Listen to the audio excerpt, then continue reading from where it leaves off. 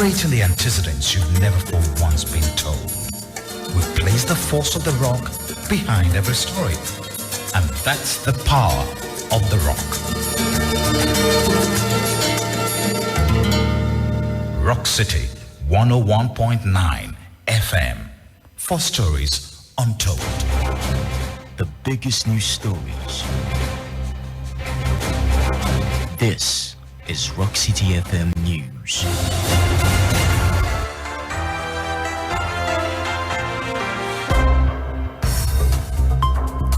The time is 10 o'clock. Here is the national news. First, the top headlines.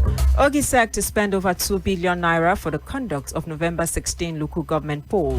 Ogun asks residents of community flooded by Onyo Dam water release to relocate.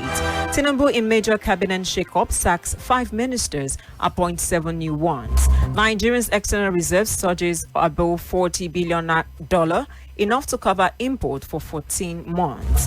Good morning, I am FOLASADE OGUNGBAMILA, bringing you the news in detail shortly.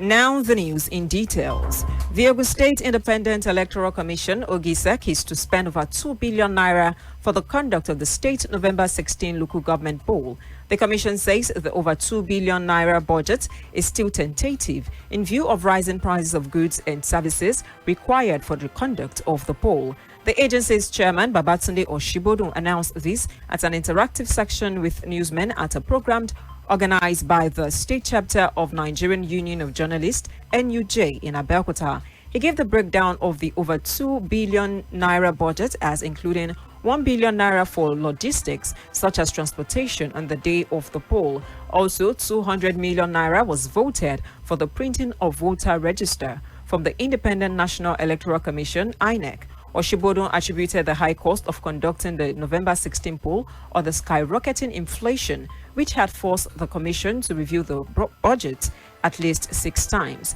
For instance, he said the cost of logistics for the 2021 local government poll was 200 million naira, while printing of voter register cost 15 million naira.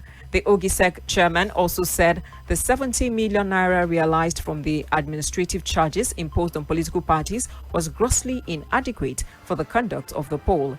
8 political parties, including the ruling APC and major opposition, the PDP, are contesting in the poll. But so far, Oshibodu said only 2 political parties had submitted the list of their candidates for the poll.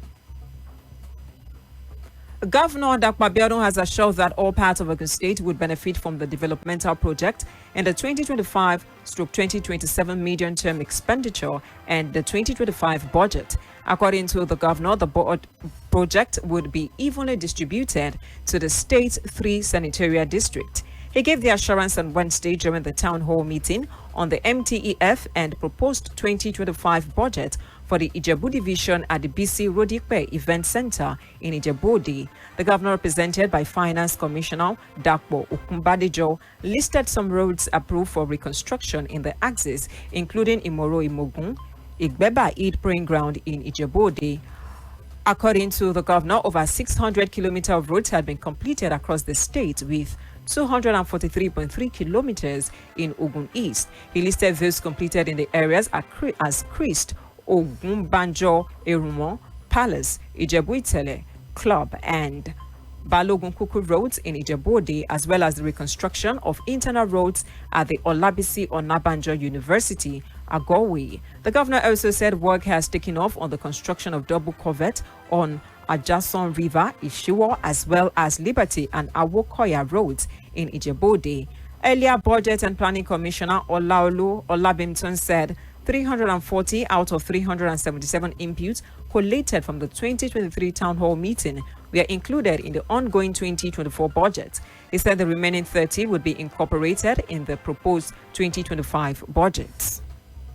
The Ogun State government has directed residents of flooded communities affected by the recent water released from Onyo Dam in Abeokuta into Ogun River to quickly relocate to higher ground.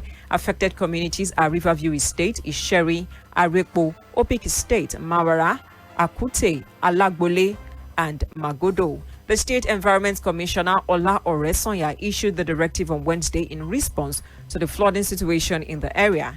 He said the state government was working with its Lagos counterpart to find a lasting solution to the perennial flooding.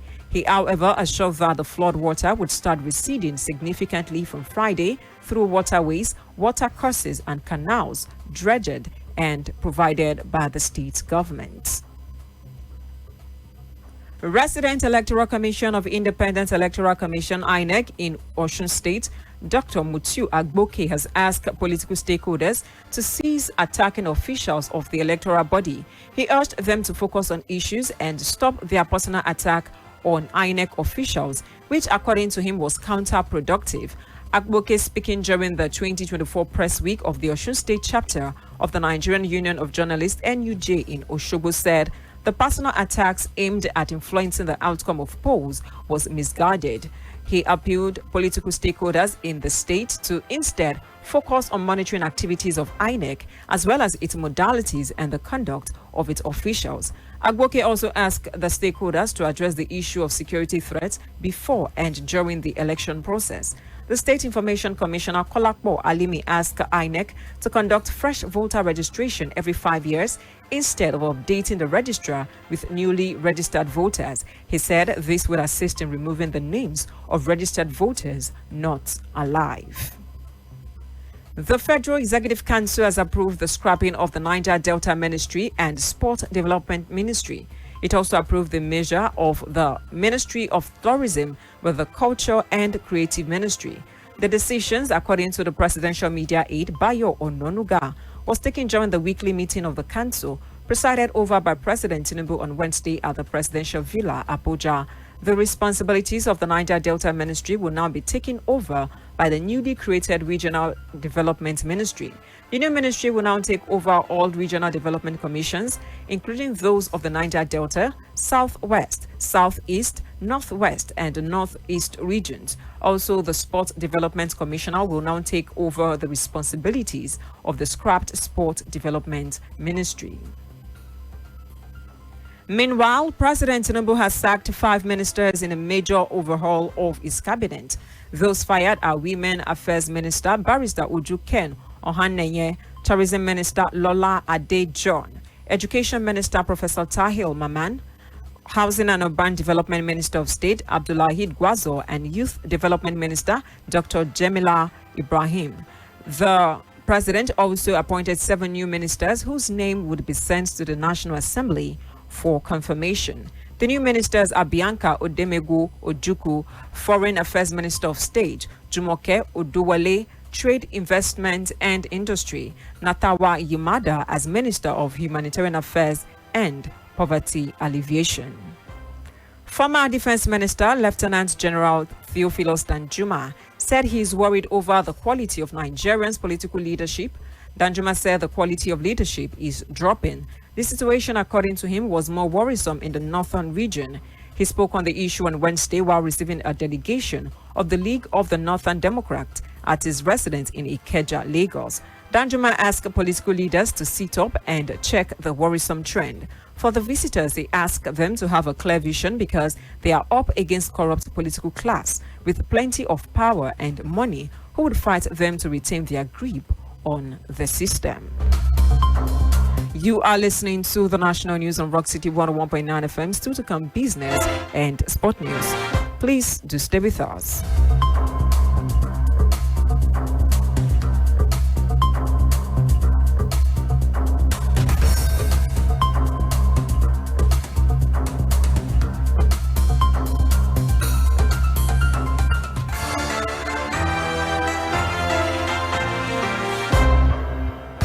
Now in business, Nigeria's external reserve is still on the rise, hitting over $40 billion last week, according to the Central Bank of Nigeria, CBN. The fund in the reserve was put at $40.2 billion against less than $35 billion a year ago. The Apex Bank's deputy governor in charge of economic policy, Mohammed Abdullahi, told potential investors on the sideline of the ongoing IMF World Bank meeting in Washington, D.C.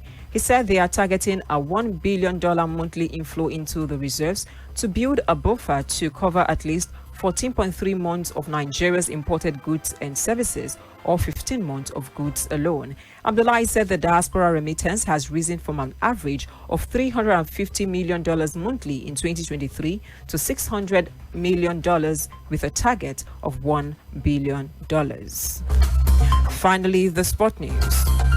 The International Federation of Football History and Statistics has announced the nominees for the Men's World Best Player 2024, with two Super Eagles forwards making the cut. Napoli-owned player Victor Osimhen and Atalanta Desla Ademola Lookman have made the 30-man shortlist. No other African player was nominated for the award, including the likes of Liverpool's Mohamed Salah, Bayern Leverkusen's Victor Boniface, and Real Madrid Brahim Diaz. Previous winners of the prestigious award are Marco van Basten, Lothar Matthäus, Robert Lewandowski, Lionel Messi, and Erling Haaland.